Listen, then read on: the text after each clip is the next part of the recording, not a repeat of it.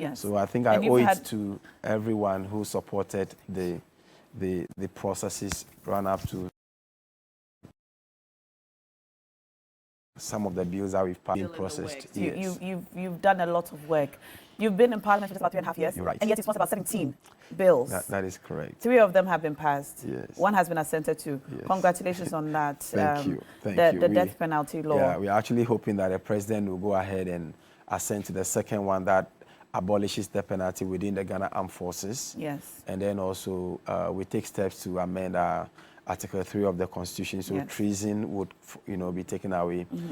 In the meantime, if we are unable to do that, we can also sign the second optional protocol, which permanently places obligation on Ghana never to use the death penalty or never to return back to the death penalty, because we have seen situations where states take out the death penalty from their certificate and they reintroduce it.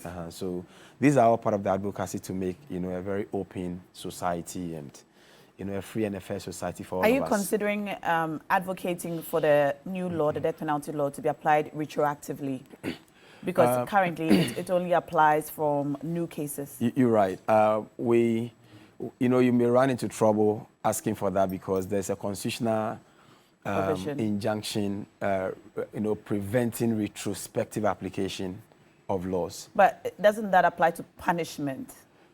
That is correct. It does apply to punishment, but when you have been punished under a particular regime, the question will be whether it was legal and legitimate for you to have been given that punishment. If it was, then the only thing that may be available to you may be appeal. Okay. So, in fact, we've been considering a class action on behalf of all those on death penalty for maybe before the Supreme Court or to see if the Supreme Court will make some determinations and then commute them to life.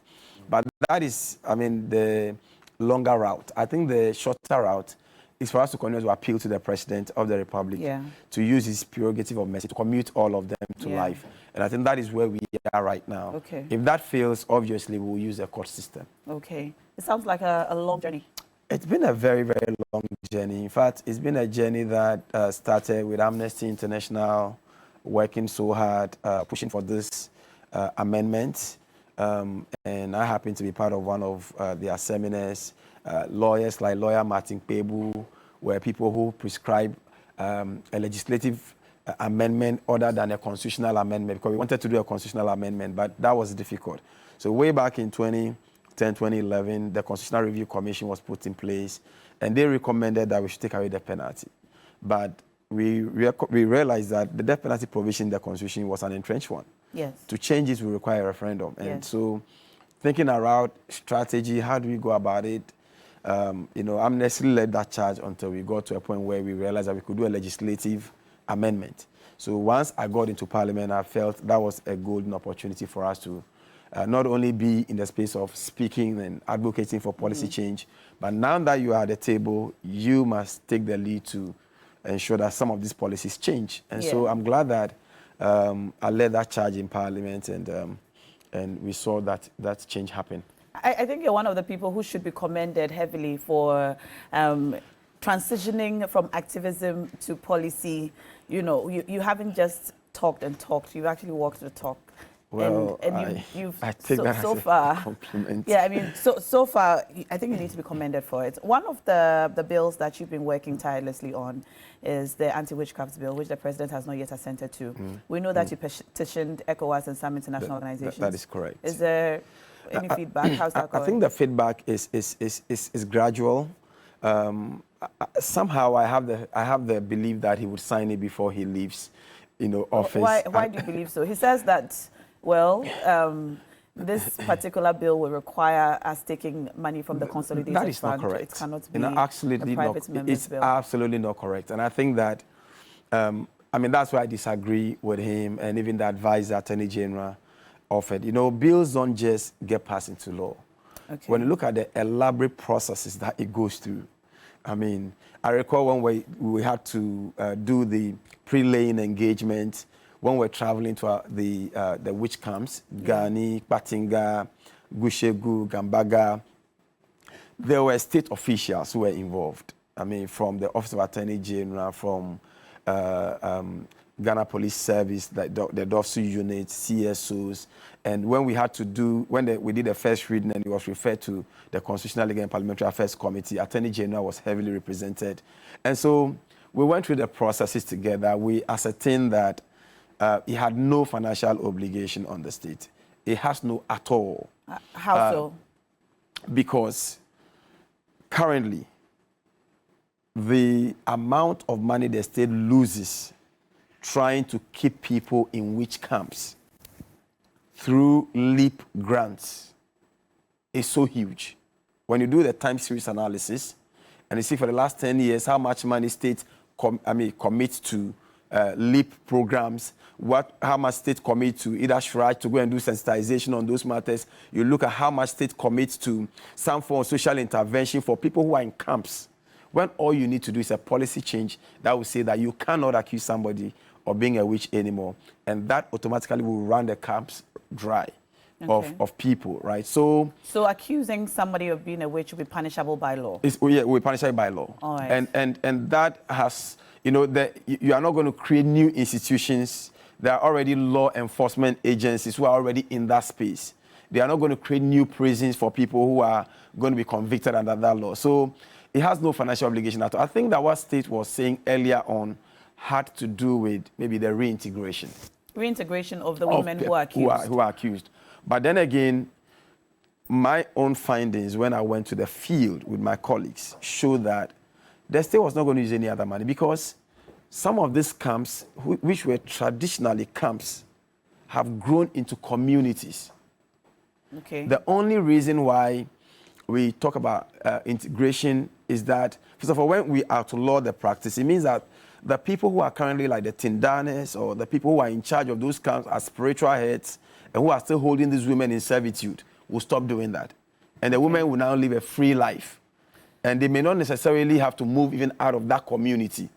Okay. Right? So when you look at the balancing act, the protection you grant these women and their children, their future, and the obligation on the state to do that, which we are not doing, vis-a-vis whatever resource the state is thinking they may be using to achieve these ends, I think that the state would tend to benefit more by applying a law like this. Financially. Yes. But outside the law, say the law is assented to by the president, do you believe that this issue of accusing people of witches will actually die down, considering the fact that it could be cultural? I don't know. You've done the work, but it could be a cultural one where people actually believe in this spiritual matters, right, and that people just last week we had what we call the Citizenship Week in Medina, and I traveled through some basic schools and just speaking to children and about some of these matters, and some of the kids,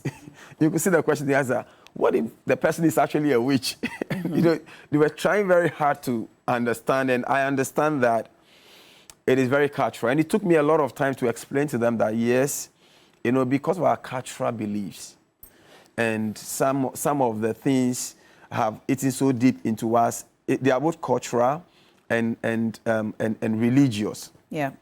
I recall that when I was a child, I used to dream. And those days, my grandmother, who I loved so much, before she passed, I was the one who was with her always when she became blind, very old, and she would keep telling me about the stories of heaven because she was blind, but she would tell me that, can you see the flowers? Can you see the streets of gold? She used to tell me those things.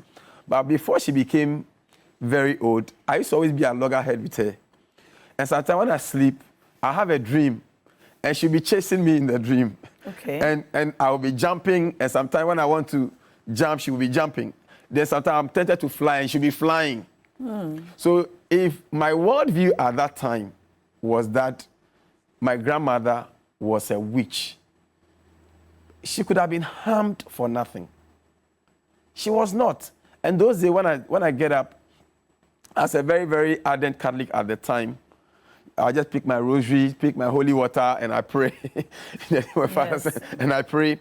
And look, I turn out to be who I am today. Is there such a thing as witchcraft?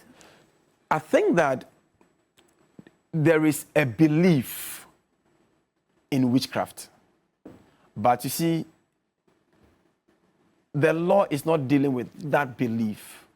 So the Lord is not interested in whether you actually believe in its existence or not. But the Lord is interested in, if you believe in its existence, how you deal with people who you perceive to be witches, because it's a spiritual expression. So if you are thinking that somebody is harming you spiritually through witchcraft, your only remedy lies in spiritual dealing. If you have a pastor, you have an imam, you have a malam, whatever you believe is your own spiritual expression, feel free and deal with it like that. The state will not allow you to physically harm another person based on your spiritual belief. That's how simple it is. I'm just watching the video we're projecting of that 90-year-old woman. Yes, so you can imagine. So someone... It's very heartbreaking. Yeah, very heartbreaking. This is what you're asking the president to assent to, exactly, so that this will end. And you know what? Since the bill passed, many more women have been killed, lynched, and it's strange. And this is a daily affair, I'm telling you. And I have seen, once upon a time when I was growing up, I lived in one community, and somebody ever accused another person of being a witch. They used this knife, the cutlass. That's why they used to chase the woman. That they will butcher her because she is the reason why people are not doing well. And the strange thing is that no rich person is ever accused of being a witch. It's always only the poor and vulnerable. And the most vulnerable. And then mostly, there are no wizards. In only few situations that you see wizards, but always it's the women who are witches. So if I ask the kids that, why, one of the children asked me, what if the person is showing signs of being a witch? So I asked her, so what are some of the symptoms of being a witch? She said, you are envious, you are greedy, you are... Oh dear. So that's the worldview of people. Yeah. And so if law is a tool for social development and tool for social change, once you change the law, people know that now you cannot accuse of being a witch. It may not change automatically, but the next generation, like the death penalty, for example, look, in about 100 years, that generation would legitimately not be expecting death as a means of punishing anybody, because their worldview is that they came to a world where death was not used as a means, not even at the state level, to punish anybody. Okay. It's the same thing. Maybe in the next 100 years, our generation will change. People will be like, why? It will become like so archaic for you to even want to mention someone as being a witch, because the law has outlawed, And what's the feedback from ECOWAS and the other international organizations that you have petitioned? I think so far they've given they've acknowledged receipts and they are taking different measures. Some of them are diplomatic level engagement. And we've had a lot of feedback already from a lot of diplomats who have engaged my office personally and have also assured of engaging the president at another level. And there are petitions being signed, across the sub-region to ensure that we could get, because, Ghana will be providing one of the best examples. And then we can become the platform by which we do a major advocacy across the sub-region and the African continent. What's the possible success rate of this petition? I mean, have there been other circumstances or instances where a president does not assent to a bill and ECOWAS is able to pressure him or advise him, I don't know, to do so? So I haven't had a precedent, but, he who never walks unless where he sees the footprint of others never make discoveries. Okay. So if you really want to make a discovery and you want to charter new courses, you must go where others have not gone. And that is the reason why we are where we are right now. Okay. In fact, we even have a petition before the UN Human Rights Commission. Okay. Yes. Well, you are chartering a lot of new courses and venturing into areas that, I haven't heard other people venture into. For example, you have other bills, one on the reconstitution of the General Legal Council. Yeah. How is that one going? It's going well. I mean, but I dare say that I don't foresee the possibility of that bill passing before we leave. Why? The reason being that we have just about 5 months more. Okay. I know that this meeting that is starting tomorrow, God willing, at the end of this meeting, when Parliament goes on a long break, Parliament is not likely to return back before the general election. So if we are not able to process them through this, not likely that we may be able to process them. And I look at some other very emergency bills that we are actually also pushing. For example, like the affirmative action bill. Yes. And then there are some, I call them loose ends. We're trying to add like mental health to the NHIS. It's just one provision.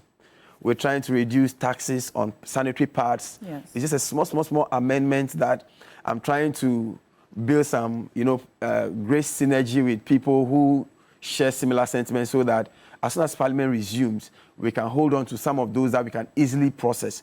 The other one, we haven't even done like a major pre-laying stakeholder engagement. Okay. So, and we know that the General Legal Council itself, I mean, why do you want it reconstituted? I know that, I mean, it's common knowledge that if there's any lawyer in Ghana that has had like one of the biggest confrontation with General Legal Council, it's me. And that's why I've been writing a book on the General Legal Council titled Pro Bono Lawyer Without Honor. And I know many have not read that book, but if you read that book, it's just explosive. But I'm glad that that book is there. It's on Amazon. Anybody can read in the future, because it basically gave the transcript of what happened in General Legal Council, right? That shows the potential abuses of institutions that are supposed to be safeguarding our ethics and, promoting fairness in the system. So the institution as it is currently constituted cannot be fair to lawyers. Cannot. And that is why they continue to abuse lawyers. And so... When you say cannot, what does it mean? A lot of things. That they would like to, for example, the Constitution doesn't allow them to? Exactly. You see, Okay. So it is too self-conflicting, right? So, for example, you have Supreme Court justices sitting on the disciplinary committee of the General Legal Council. So when a lawyer goes to the General Legal Council disciplinary committee and you are punished as a lawyer and you disagree with the legal counsel, where are you going to appeal to?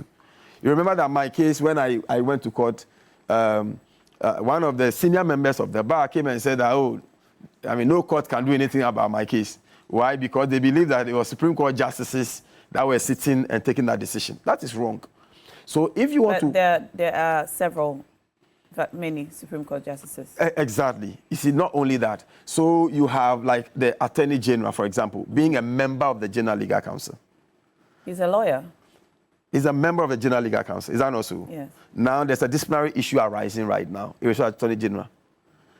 Are you sure the General Legal Council will be bold enough to want to hold the Attorney General responsible? Why not? Well, remember, you see, just about a couple of years, maybe it might be about a year ago or so, we were on a youth campaign platform. No, it was a demonstration against the e-levy when I made some definite statements about people not being political judges. Guess what happened? The Ghana Bar Association was out there, huge statements, because it's Sosu now, everybody was on me. The Association of Judges and Magistrates, they put together a petition and sent to the General Legal Council for a statement which was just an if statement that, look, if you're a judge, let your loyalty be towards, your fidelity must be to the Constitution of Ghana. Mm-hmm. And then your oath of office, but not political parties. That if you are a judge and you decide to rather do a political party bidding, not only are you endangering our democracy, but even your own job may be on the line. Because you see, when you do that, you open yourself up for attack. Is your job on the line coming up against the General Legal Council like this? Oh, well, you see, I believe that when you stand with the truth, you see, it's not... You'll be vindicated. Always. Look, one of the challenges I have with Ghanaians generally, and all those who are in public life and all that, is that we shun away from truth. We are not honest. We are so dishonest. And I don't understand why we cannot be honest about the things that we do, right? If you are very honest, if you are a very honest person, for example, as Attorney General, with what happened recently in the Jakpa matter, at the very least, you step aside. You think the AG should step aside? Oh, please. The AG should have resigned long ago or step aside. When you read, I think, R versus Sussex Justices ex parte McCarthy, it is said that justice must not only be done, but must be seen to be done. And the Constitution says that justice emanates from the people of Ghana. Yes. And must be dispensed on their behalf. So every Ghanaian, whether he's a villager, he's a city dweller, he's a market woman, he's a street sweeper, they all have a sense of justice and a sense of fairness. And when they see that things are not being done fairly, they have legitimate cause to worry about it. What has been unfair in the AG Japa matter? I mean, how would you, as a sitting Attorney General, prosecuting in a matter, be dealing with a witness in that matter who is represented by a lawyer? They claim he was not represented at the time of that conversation. It's immaterial, right? You see, that is false. You see, that's the honesty thing I talk about. How difficult would it take for you to know whether he is represented or not? So it's better that we just throw some dust into the eyes of people and tell that, oh, he was not represented, and then get away with it. No, be honest. Look, just be honest. Own up. Look, we are human beings. We can make mistakes. Mm-hmm. So when you make a mistake in public life, it doesn't show a sign of weakness when you say that this one, I didn't get it right. I'm sorry. Given the next time, I will do better. That is what is missing in it looks like our public space. So people make some huge promises, they fail on their promises, and they can't simply say that, you know what, I take responsibility of this problem. I'm sorry. I hope that I'll rise up and do it better. But you know what? If you cannot take responsibility of your failures, you cannot rise above those failures and become successful. And that is why we have a litany of failures every now and then, because nobody wants to take responsibility. So he ought to step aside? Absolutely. The AG must take responsibility. All right. The AG must take responsibility and do the needful. All right. Now, with all these many bills that you're working on currently, I'm sure there are some that we don't even know about, some that have not been reported widely in the public. Well, I think one of them may be like the Clean Air Bill. Clean air? Yeah, clean air. What is the Clean Air Bill? Well, it's part of the whole conversation of the climate change. Right now... Did you plant trees I did. last Friday? Yes, I did.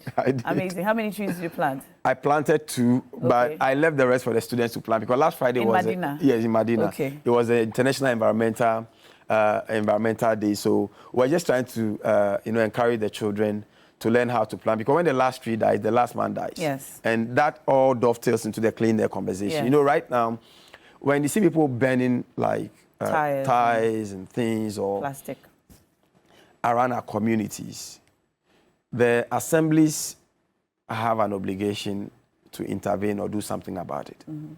But generally, I've realized that they've left that space to private law.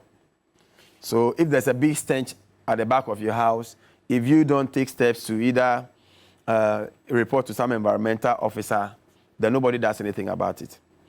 Sometimes even report and nobody comes to do anything about it. Yeah. So the pollution or the smoke and so on and so forth. But many nations have moved to impose a direct obligation on the state. So this bill is supposed to cater for that? Exactly. All right. So we look forward to hearing more about it. Absolutely. Is it in the public domain? Can we find it? Yeah, I'm sure we can share copies. Yeah. How was the vigil? The vigil was super good. How many kilometers did you walk? I think I started I joined we're close to the University of Ghana Stadium. Okay.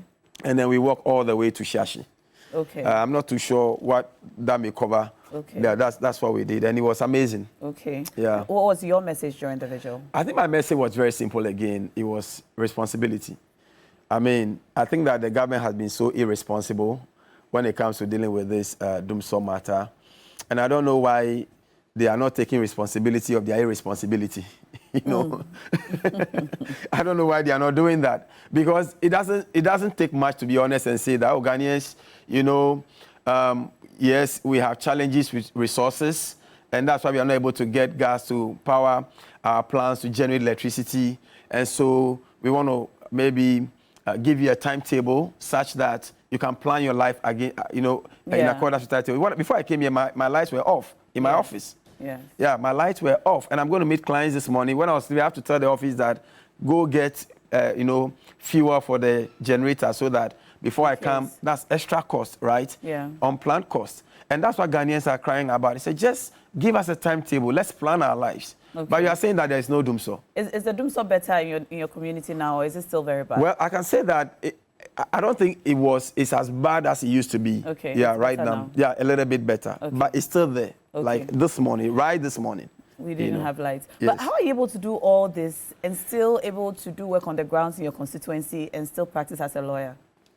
Well, I think that it's a very careful balance. Are you able to balance? Oh yeah, I Do think you that. find that any aspects of the, No, I the many think things you're juggling will be struggling? No. I think that so far so good. I mean, one thing about this leadership thing is that you can't do it all by yourself. So you should have a very effective delegation, ability. So in each of the things I do, I have a set of people who are, for example, Medina Job Center. We have a CEO and people who are working.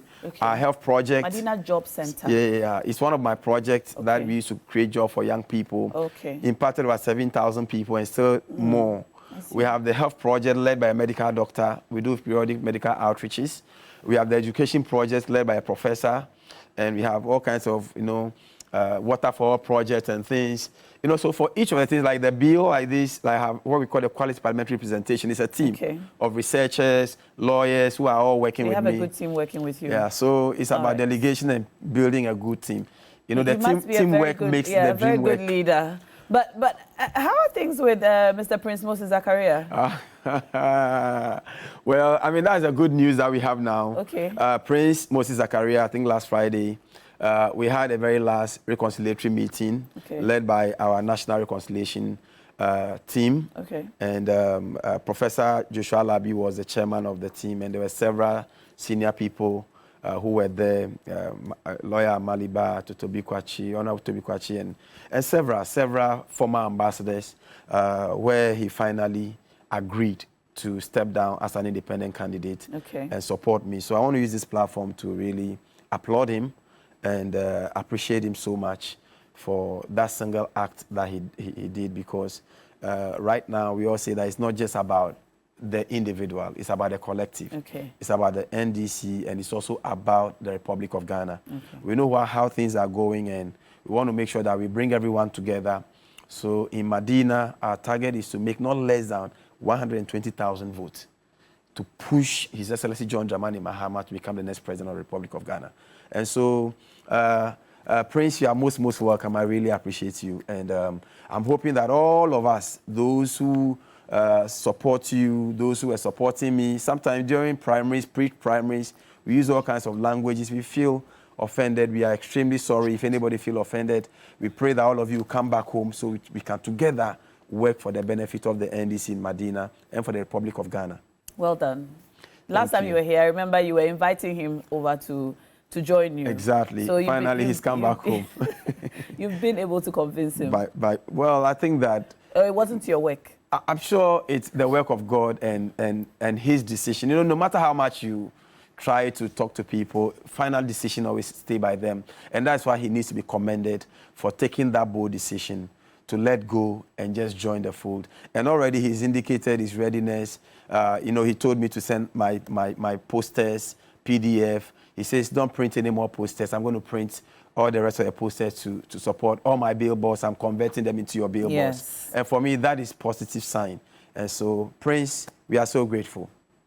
All right. Congrats again on that. Thank you. But before we go, I just want to pick your brain on, legally and personally, owning firearms in the country. Okay. Yeah, I think firearms, it's a conversation we may have to... First, what is the law? Well, and then what's your position on it? Okay, so... Socially speaking. Every citizen can own firearms, so long as it is a licensed firearm. So, as a member of parliament, I don't own one, but I can own one. All I need to do is to buy from the appropriate quarters and make sure that I get the police to license it for me. Once it's a licensed gun, I'm happy to own it. And so that is what it is. The challenge is the fact that there are a lot of firearms in the systems that is not licensed. And that's why we have these violent robberies going on and so on and so forth. And we should be worried about that. You know, people owning firearms without being licensed. Without but do you recommend that as a member of parliament, you should have one for your personal protection? Well, I think I eventually would have to get one. Okay. Because it's important that, I mean, what I do now is that I have a police bodyguard. If I have to go for programs and I feel it will be a bit dangerous, he can go and book for a weapon and get one and come along with me. But every police officer is entitled to a sidearm. So once he has his sidearm or we can book for a weapon, that is, for me, in the meantime, sufficient until such a time that I feel at a personal level, it will be good for me to own one. I mean, I feel safe for now, you know, at the personal level. Hopefully, when it becomes necessary for me to own one personally, I would like to, yeah. Right, there's a message here I'd like to read to you, or a question I'd like to ask you. Hello, Na. Please ask Honorable about this witchcraft accusation bill. Doesn't it infringe on freedom of thought, conscience, and religion as guaranteed by the Constitution? That's a very, very great question. Really great question, but it doesn't. Remember that our freedoms, it's good that I have the Constitution here, and I can quickly draw your attention to Article 12.2 of the Constitution. And this is why it says that, first of all, 12.1 says that the fundamental rights and freedom enshrined in this chapter shall be respected and upheld by the executive, legislature, and the judiciary, and all other organs of government and its agencies, and where applicable to them by all natural and legal persons in Ghana, and shall be enforceable by the court as provided by this Constitution. So, all natural persons, every individual is supposed to ensure people enjoy their fundamental rights. So I'm supposed to ensure that if that's your belief, you have a right to that belief. Now, the 2 says that every person in Ghana, whatever his race, place of origin, political opinion, color, religion, and creed or gender, shall be entitled to the fundamental human rights and freedoms of the individual contained in this chapter. But that is a provision, but subject to respect for the rights and freedoms of others. Okay. Enshrined and for the public interest. Okay. So the right and freedom of others and public interest. Would it be in the public interest for people not to be openly accused of being witches and being subjected to the kind of beating, humiliation, killing that we've been seeing? Yes, it will be in the public interest. Those people that you are accusing of being witches, do they have a right to fair trial? They do. If you accuse them spiritually, what would be the source of evidence for them to even rebut those evidence the law that you doesn't have? Double on the metaphysical. Exactly. Right. And the law will not go there. And not only that, so assuming it is your beliefs and all that, which a person may be entitled to. It should remain with you. It must remain with you. All right. And the Constitution again says that when any form of cultural expression or belief that is inconsistent with the Constitution shall be null and void. All right. And so if your thoughts and your belief violate other people, then there's a problem. So you can keep your thoughts to yourself. As I'm sitting here, if I say one day I'll be president, it is in my head. You understand? But once you express it, and your expression is going to harm another person, that will be a problem. Now, this is interesting because I perhaps it will be a conversation for another day, but it appears to me that perhaps some of the laws we have also might infringe on other people's personal or cultural expressions, because it is our thoughts about what they are doing that we disagree with. That is perfect. All right. That is perfect. I mean, that's really But it's really not perfect. a conversation for today. You're right. Definitely You're right. not a conversation for You're today. right. But this has been great. Thank you so much for coming and for spending this time. It's always with us. great. You know, you are a great interviewer. Thank you so much. And I'm glad you think good, so. I mean, prober. I mean, I'm sure everybody is educated this morning, and I'm really glad that. Yeah. Thank you so much for having me. Thank you so much. This has been great. I've been speaking with Francis Xavier Sosu, human rights activist, lawyer, member of parliament, amazing gentleman.